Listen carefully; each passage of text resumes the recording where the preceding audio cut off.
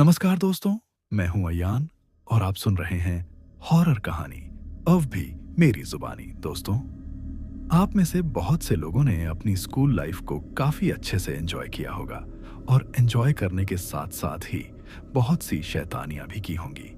लेकिन क्या कभी आपकी स्कूल लाइफ में कोई ऐसी घटना हुई है जिसने आपको डर का एहसास करवाया हो? अगर हुई है तो आप हमें नीचे कमेंट बॉक्स में उस घटना के बारे में बता सकते हैं। और अगर नहीं हुई है तो फिर आपको आज की हमारी यह कहानी जरूर सुननी चाहिए, क्योंकि यह कहानी आपको आपकी स्कूल लाइफ से फिर से रूबरू करवाने वाली है। और आज की हमारी इस कहानी में हम स्कूल लाइफ में घटी एक ऐसी डरावनी घटना के बारे में जिक्र करने जा रहे हैं जिसकी कोई कल्पना भी नहीं कर सकता। लेकिन कहानी शुरू करने से पहले, जैसा कि मैं आप लोगों से हमेशा कहता हूं कि वैसे तो आप लोगों ने बहुत सी हॉरर कहानियां सुनी होंगी, लेकिन मुझे पूरी उम्मीद है कि आज की हमारी यह कहानी सुनकर आपको सच में डर का एहसास होने वाला है। बस मेरी आपसे इतनी गुजारिश है कि आप अगर इस कहानी को पूरा सुनेंगे तो आपको सच में बहुत ज्यादा मजा आने वाला है। साथ ही अगर आप पहली बार हमारे इस चैनल पर आए हैं तो चैनल को अब भी सब्सक्राइब कर लीजिए। ऐसा करने से हमारी और आपकी नजदीकियां बढ़ जाएगी और आगे आने वाली वीडियो आप तक आसानी से पहुंच जाएगी। तो ज्यादा समय ना लेते हुए जल्दी से अपनी कहानी को शुरू करते हैं। दोस्तों, आज की हमारी कहानी मध्य प्रदेश के रतलाम में रहने वाले एक शख्स की है जिनका नाम प्रतीक है। तो चलिए अब यह कहानी प्रतीक के पॉइंट ऑफ व्यू से सुनते हैं। दोस्तों, मेरा नाम प्रतीक है और मैं मध्य प्रदेश के रतलाम का रहने वाला हूं। वर्तमान में मैं इंदौर में एक मोबाइल शॉप चलाता हूं। लेकिन आज जिस डरावनी घटना के बारे में मैं आपको बताने जा रहा हूं, वह घटना उस वक्त की है जब मैं 10वीं क्लास में पढ़ा करता था। यानी कि वह घटना मेरे स्कूल लाइफ की है और वह घटना इतनी ज्यादा भयानक और डरावनी थी कि आज भी जब मैं उसे याद करता हूं तो एक पल के लिए तो मैं सोचने पर मजबूर हो जाता हूं कि अगर उस दिन मुझे कुछ हो जाता तो मेरे माँ बाप का क्या होता, उनका ध्यान कौन रखता। लेकिन खैर, मुझे खुशी इस बात की है कि उस दिन मैं बच गया और उस दिन के बाद मेरे साथ कभी भी उस प्रकार की कोई घटना नहीं हुई।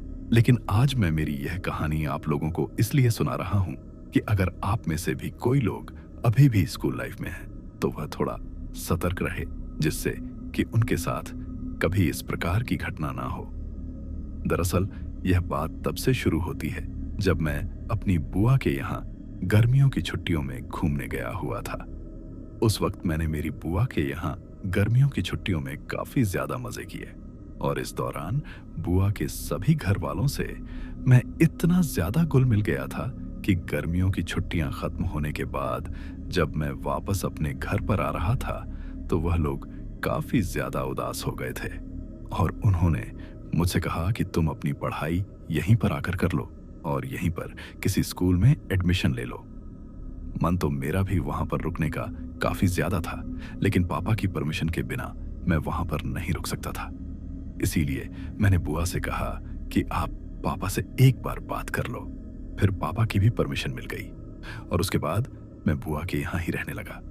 तब मैंने बुआ के घर से लगभग 5 किलोमीटर दूर एक स्कूल में एडमिशन ले लिया। वो एक प्राइवेट स्कूल था जिसमें मैंने एडमिशन लिया था। एडमिशन लेने के बाद मैं उस स्कूल में जाने लगा। शुरू में तो वहां पर सब कुछ ठीक था। कुछ ही दिनों बाद स्कूल में मेरे काफी अच्छे दोस्त भी बन गए थे। अब वहां पर सब कुछ काफी अच्छा चल रहा था।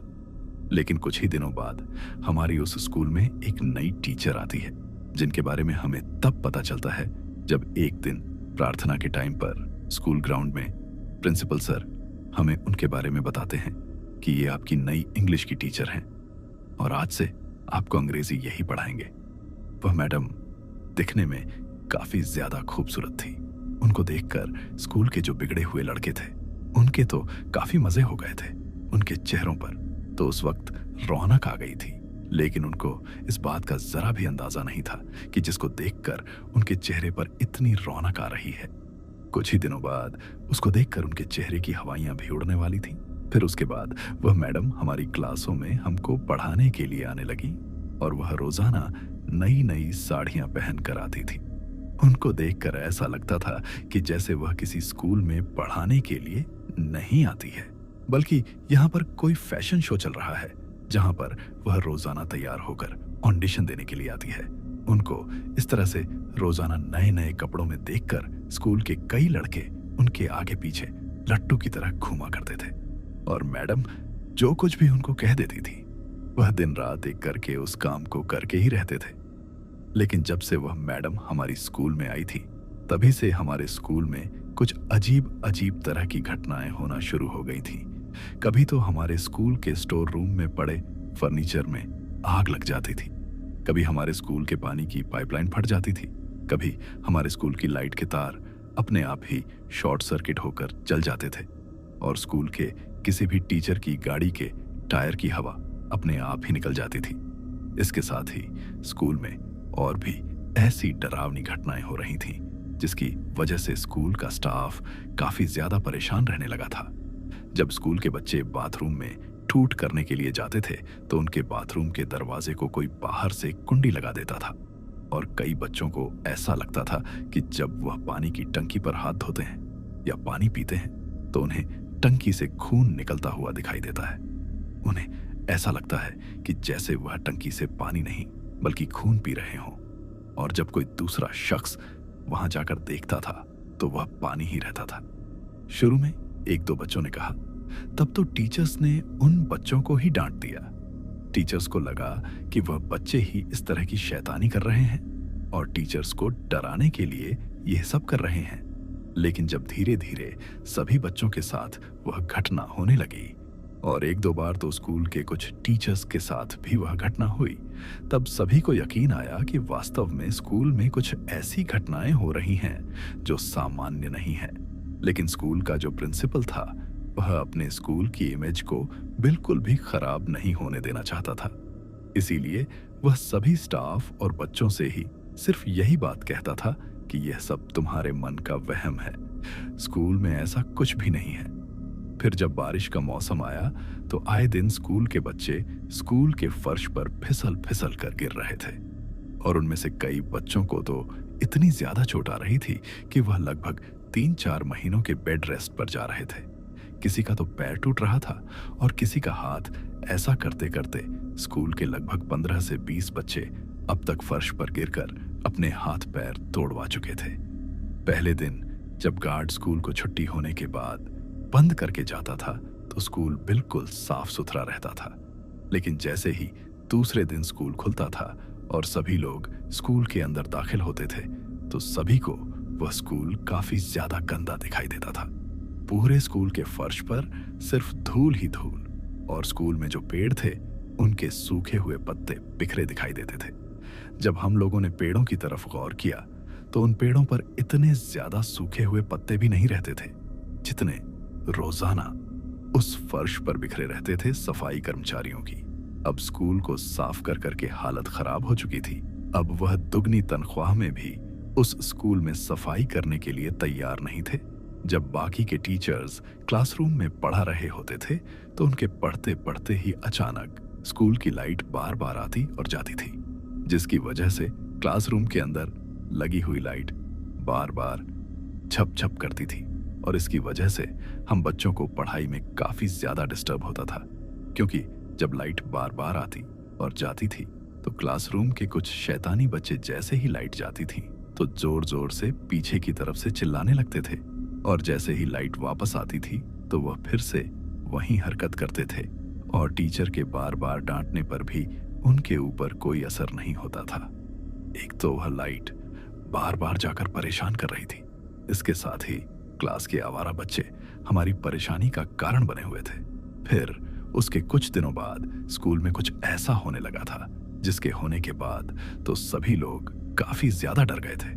जब भी सुबह स्कूल खुलता था और बच्चे क्लासरूम के अंदर जाते थे तो सभी क्लासरूम के अंदर मरे हुए कबूतर मिलते थे और उन कबूतरों को देखकर ऐसा लगता था कि जैसे उन्हें किसी ने कच्चा ही छिपाया है। शुरू के 1-2 दिन में तो सबने इसे नजरअंदाज किया लगा कि शायद किसी बिल्ली ने इन्हें मार दिया होगा, पर अब यह रोजाना का हो गया था।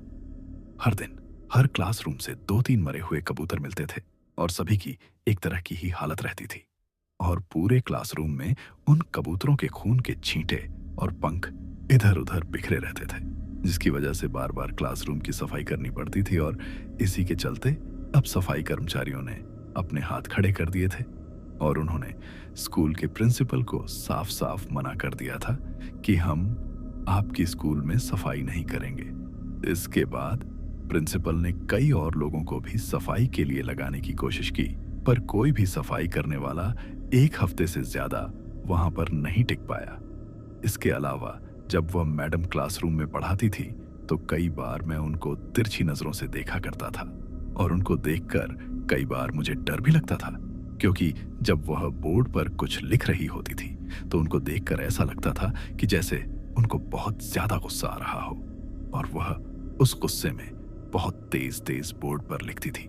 बाकी के टीचर्स इतनी तेज नहीं लिखते थे और जब एक बार वह किसी एक बच्चे को घूरने लग जाती थी तो फिर लगातार उसे घूरती ही रहती थी। जब कोई बच्चा उनके द्वारा पूछे गए सवाल का जवाब नहीं देता था तो उसकी इस तरह से पिटाई करती थी कि वैसी पिटाई तो कभी घर वाले भी नहीं करते थे।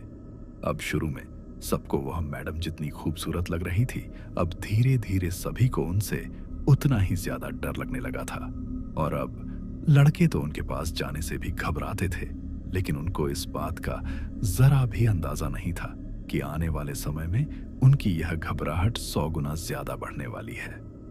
प्रिंसिपल को अंदाजा भी नहीं था कि उसने एक टीचर के रूप में कितनी बड़ी शैतानी शक्ति को इस स्कूल के अंदर घुसा लिया था। स्कूल में यह सब चल ही रहा था, पर इसके साथ थी, क्योंकि हम 10वीं क्लास में थे और जैसा कि आप जानते हैं कि 10वीं क्लास बोर्ड की क्लास होती है जिसमें बोर्ड एग्जाम लगते हैं। और अब हमारी बोर्ड एग्जाम काफी नजदीक आ रही थी, जिसकी वजह से अब स्कूल में हमारे प्री बोर्ड एग्जाम स्टार्ट होने वाले थे। इसी वजह से हम सभी लोग पढ़ाई को लेकर अब काफी ज्यादा सीरियस थे। तभी एक दिन वह मैडम क्लास में आती हैं और हम सभी बच्चों से कहती हैं कि अगले मंडे को तुम्हारा इंग्लिश का प्री बोर्ड है और जो बच्चा प्री बोर्ड में अच्छे नंबर नहीं लेकर आएगा उसकी मैं बहुत बुरी हालत कर दूंगी। अब मैडम के मुंह से यह बात सुनकर सभी लोग काफी ज्यादा घबरा गए थे। अब उस मैडम ने यहां तक तो जो कुछ भी कहा वह सब तो ठीक था, लेकिन इसके आगे उसने जो बात बोली उसे सुनकर मेरी तो हालत ही खराब हो गई थी। उस मैडम ने कहा कि जो भी बच्चा प्री बोर्ड में कम नंबर लेकर आएगा उसकी मैं स्कूल खत्म होने के बाद शाम को अलग से एक्स्ट्रा क्लास लूंगी और इसके लिए मैंने प्रिंसिपल से भी परमिशन ले ली है और उन्होंने मुझे इसके लिए हाँ कह दिया है। अब उसकी यह बात सुनकर मुझे सबसे ज्यादा डर लग रहा था। मुझे सबसे ज्यादा डर लगने का कारण यह था कि मैं शुरू से ही अंग्रेजी में थोड़ा कमजोर था और मुझे पता था कि मेरी अंग्रेजी में कुछ भी तैयारी नहीं है और मेरे कम ही नंबर आने वाले हैं। और मैंने सोचा कि अगर मेरे कम नंबर आए तो यह मैडम तो शाम के वक्त अकेले में मेरी अलग से एक्स्ट्रा क्लास लेंगी और जब इतने बच्चों के बीच ही इनका इतना ज्यादा डर लगता है तो फिर अकेले में तो मेरी क्या हालत होगी।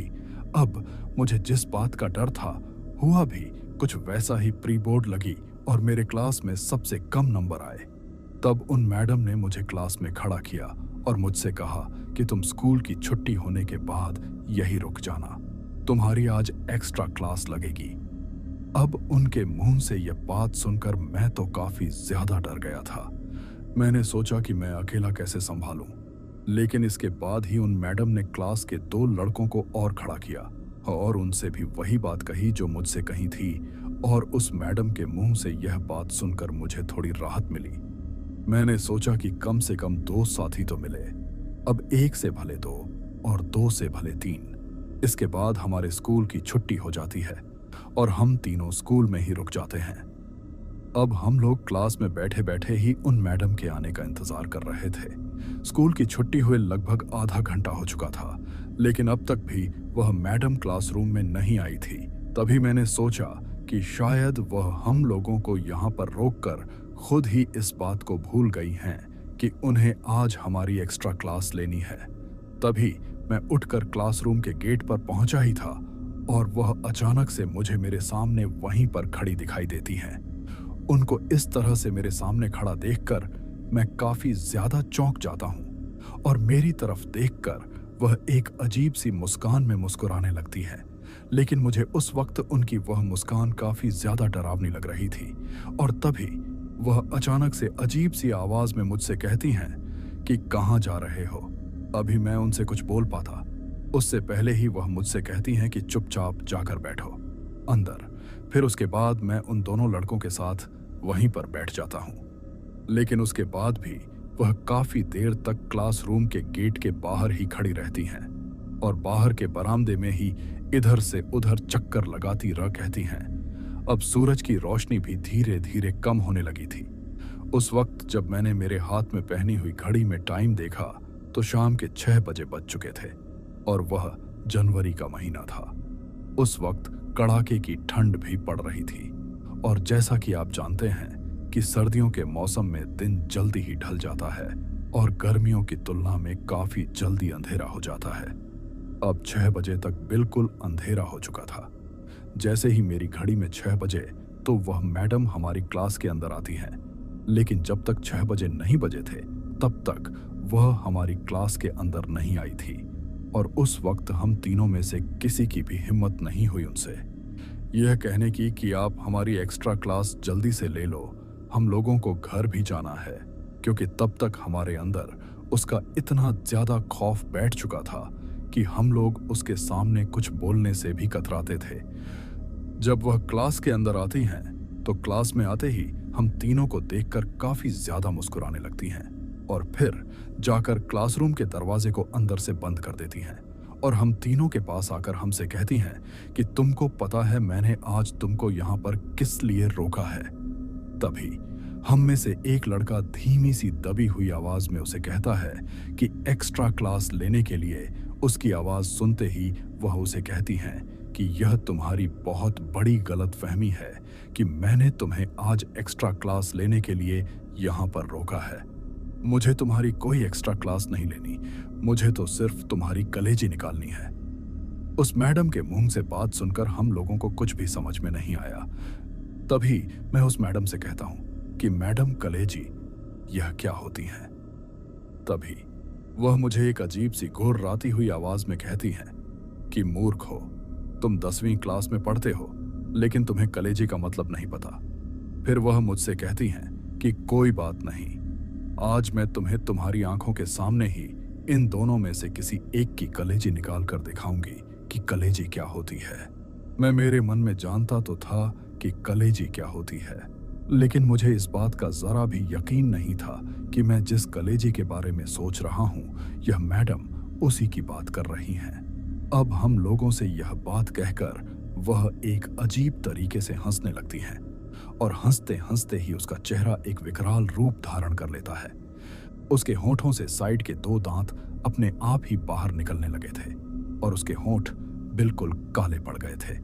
धीरे धीरे उसकी वह खूबसूरत दिखने वाली त्वचा भी अब किसी बूढ़ी औरत की तरह काफी ज्यादा सड़ी हुई और गली सी दिख रही थी। उसे इस तरह अचानक से अपना रूप बदलता हुआ देखकर मेरी तो फटके हाथ में आ गई थी और मैं इस चीज को समझ चुका था कि यह कोई पढ़ाने वाली टीचर नहीं बल्कि कोई चुड़ैल या डायन है जिसने आज एक्स्ट्रा क्लास के नाम पर हम लोगों को यहाँ पर फंसा लिया है और आज यह हमको जान से मार देगी। इसके बाद जब उसने पूरी तरीके से एक चुड़ैल या डायन की तरह अपना रूप ले लिया था तो वह अचानक से मेंढक की तरह उछलकर टेबल पर बैठ जाती है और हम लोगों से कहती है कि तुम ही शैतानी बच्चों ने मुझे आज इस रूप में आने पर मजबूर कर दिया है, वरना मैं तो अपनी जिंदगी अच्छे से जी रही थी। तुम ही लोगों ने मुझे डायन बना दिया है और अब तुम लोगों को मारकर मैं अपनी मौत का बदला तुम लोगों से लूंगी। उसके मुंह से ये बातें सुनकर हम तीनों एक दूसरे की शक्ल देख रहे थे। अब वह धीरे धीरे अपने कदमों को हमारी ओर बढ़ा रही थी। उसको देखकर हमको ऐसा लग रहा था कि जैसे अब यह हम लोगों को मारने ही वाली है, लेकिन इससे पहले कि वह हमारे ऊपर हमला करती हम तीनों लोगों को कुछ नुकसान पहुंचाती, उससे पहले ही हम तीनों में से एक लड़के ने अपने बैग में से कुछ निकाला और जोर से उसके ऊपर दे मारा। वह कुछ पाउडर के जैसा था और उसके पाउडर मारते ही वह चुड़ैल अचानक से फर्श पर नीचे गिर पड़ती है और जोर जोर से अपनी आंखों को मसलते हुए वहां पर चिल्लाने लग है। तभी वह लड़का जिसने उसके ऊपर पाउडर मारा था वह हम दोनों से कहता है कि जल्दी निकलो यहाँ से और अपनी जान बचाओ। इसके बाद हम तीनों बधावा होकर वहां से भागते हैं और क्लासरूम के दरवाजे को खोलकर बाहर बरामदे की तरफ भागते हैं। लेकिन हमारे स्कूल का जो बरामदा था उसके दोनों तरफ तो क्लासरूम बने हुए थे और बीच में गली के रूप में वह बरामदा था और उसके दोनों साइड में लोहे के शटर लगे हुए थे। जब हम लोग वहां पर पहुंचे तो उस शटर के बाहर की तरफ से ताला लगा हुआ था। फिर हम लोगों की नजर दूसरे वाले शटर की तरफ जाती है और वह लड़का हमसे कहता है कि शायद उस दूसरे शटर पर ताला नहीं लगा हुआ है। हम लोग उधर से निकलते हैं, लेकिन उस शटर तक जाने के लिए हमें उस क्लासरूम को क्रॉस करना था जिसमें वह चुड़ैल थी और जहां से भागकर हम लोग निकले थे। तभी हम लोगों ने तय किया कि हम एक साथ दौड़ते हुए उस शटर की तरफ जाएंगे और उस क्लासरूम की तरफ देखेंगे भी नहीं कि वहां पर चुड़ैल हैं या नहीं। इसके बाद हम तेज रफ्तार में वहां से दौड़ते हैं और दौड़ते हुए उस शटर की तरफ जाते हैं। लेकिन जैसे ही हम उस क्लासरूम को क्रॉस करने की कोशिश करते हैं तो हम तीनों में से जो लड़का उस क्लासरूम की तरफ था और जो दौड़ रहा था वह चुड़ैल अचानक से उसका एक पैर पकड़ती है और वह लड़का वहीं पर गिर जाता है। जब वह नीचे गिरता है तो मैंने भागते हुए उसका हाथ पकड़ लिया और उसे इतनी जोर से खींचा कि उसका पैर उस चुड़ैल के चंगुल से छूट जाता है और मैं उसको घसीटते हुए उस शटर तक ले जाता हूँ। लेकिन जब हम लोग उस शटर पर पहुंचते हैं तो उस पर भी ताला लगा हुआ था। यह देखकर अब हम लोगों की हिम्मत जवाब दे चुकी थी और हमारे बचने की उम्मीद भी बिल्कुल खत्म हो चुकी थी। अब वह चुड़ैल क्लासरूम से बाहर आ चुकी थी और क्लासरूम के बाहर बरामदे में खड़ी थी और हमारी तरफ घूर रही थी। जब उसने देखा कि दोनों तरफ के शटर पर ताला लगा हुआ है तो वह हमें इस तरह बेबस और लाचार देखकर जोर जोर से हंसने लगती हैं और हमसे कहती हैं कि तुम्हें क्या लगा था, तुम मेरे चंगुल से बच जाओगे। इसके बाद वह उस लड़के से कहती हैं जिसने उसकी आंखों में वह पाउडर डाला था कि तुमने मेरी आंखों में वह चीज डालकर बहुत बड़ी गलती कर दी है। तुम्हें तो मैं ऐसी मौत दूंगी कि तुम सोच भी नहीं पाओगे। तुम्हें तो तड़पा तड़पा कर मारूंगी। अब हम लोग उसके मुंह से यह बात सुनकर काफी ज्यादा डर गए थे। तभी उस लड़के ने हमें कुछ इशारा किया। पहले तो हम लोग उसके इशारे को नहीं समझे। तभी उसने हमसे कहा कि अगर तुम लोग चाहो तो हम लोग इस चुड़ैल के चंगुल से बच सकते हैं। तभी मैंने उस लड़के से कहा कि यार तू कैसी बातें कर रहा है, दोनों तरफ के शटर पर ताला लगा हुआ है, अब हम लोग यहां से कैसे निकलेंगे। तो वह लड़का हमें छत की सीढ़ियों की तरफ इशारा करते हुए कहता है कि इधर से। दरअसल जहां हम लोग खड़े थे उस शटर के बगल से ही ऊपर छत की सीढ़ियां जा रही थीं। तभी उसका इशारा समझते ही हम लोग उन सीढ़ियों की तरफ दौड़ते हैं और उन पर चढ़ते हुए ऊपर छत पर जाने लगते हैं। जैसे ही उस चुड़ैल ने हमको सीढ़ियों पर चढ़ते हुए देखा तो वह जोर से चिल्लाती है और चिल्लाते हुए वह इतनी तेज हम लोगों के पीछे दौड़ती है कि जैसे कोई बिल्ली दौड़ती हो, ठीक उसी तरह और उतनी ही तेज वो चुड़ैल हम लोगों के पीछे दौड़ती है। पर उस दिन हम लोग भी काफी तेज उन सीढ़ियों पर चढ़े और छत पर चढ़ते ही उस लड़के ने कहा कि आज जान बचाने का एक ही तरीका है कि छत से सीधे बाहर की तरफ सड़क पर छलांग लगा देते हैं। इस चुड़ैल के हाथों से मरना से तो अच्छा है कि हम लोग मारेंगे तो वैसे ही मर जाएंगे और सिर्फ छत पर कूदने से हमारे हाथ पैर ही टूटेंगे, हम लोग जान से नहीं मरेंगे। अब जैसे ही उस चुड़ैल को हम लोगों ने ऊपर आते हुए देखा तो हम लोगों ने भागकर तीनों ने एक साथ छत से सड़क पर छलांग लगा दी और नीचे छलांग लगाते ही मेरा एक पैर टूट गया, क्योंकि जब छलांग लगाने के बाद मैंने उठने की कोशिश की तो मेरा वह पैर बिल्कुल भी काम नहीं कर रहा था। उस वक्त तक चारों तरफ काफी ज्यादा अंधेरा हो चुका था, लेकिन जब हम लोगों ने छत से छलांग लगाई तो सड़क पर एक बस रुककर कुछ सवारियों को वहीं पर उतार रही थी। तभी हम लोग किसी तरह उस बस में चढ़ जाते हैं और मेरे साथ वह जो दो लड़के थे उन्होंने मुझे किसी तरह के घसीट कर उस बस के अंदर बैठा दिया था। जब हम लोग उस चुड़ैल को बस के अंदर बैठते हुए दिखे तो वह छत के ऊपर से ही का तेज चिल्लाती है और हम लोगों से कहती हैं कि तुम लोग इस तरह से मेरे हाथों से बचकर नहीं जा सकते। आज तुमने मेरी सारी मेहनत के ऊपर पानी फेर दिया है। मैं इतने दिनों से मेरे शिकार की तलाश में थी और मेरी इतनी मेहनत आज बर्बाद हो गई। यह तुम लोगों ने अच्छा नहीं किया। तभी उस चुड़ैल के शोर को सुनकर वह बस का ड्राइवर हमसे पूछता है कि वहां पर क्या हो रहा है और तुम लोग इस वक्त स्कूल के अंदर क्या कर रहे थे। तभी हम लोग उस ड्राइवर से कहते कि तुम फटाफट बस को अस्पताल की तरफ ले चलो, और हमने उससे उसका फोन लिया और हमारे घर वालों को फोन कर दिया। इसके बाद अस्पताल में हमारे घर वाले आ गए। घर वालों के आने के बाद हमने उन्हें सारी घटना के बारे में बताया कि आज किस तरह से हम लोग अपनी जान बचाकर उस चुड़ैल के चंगुल से बचकर वहां से भागे हैं। फिर दूसरे दिन सुबह होते ही हमारे घर वाले स्कूल में जाते हैं और प्रिंसिपल को अच्छी खासी सुनाते हैं। तब प्रिंसिपल कहता है कि मैंने तो उस मैडम को कोई भी एक्स्ट्रा क्लास लेने के लिए परमिशन दी ही नहीं थी और ना ही उसने मुझसे पूछा था, और आज वह ड्यूटी पर भी नहीं आई है। तभी घर वाले उनसे कहते हैं कि वह आएगी भी कैसे। वह तो एक चुड़ैल थी जिसने रूप बदलकर स्कूल में एक टीचर के रूप में बच्चों को अपना शिकार बनाने के लिए काम किया था, और आपकी स्कूल में जो भी घटनाएं हो रही थीं वह उस चुड़ैल की वजह से ही हो रही थीं।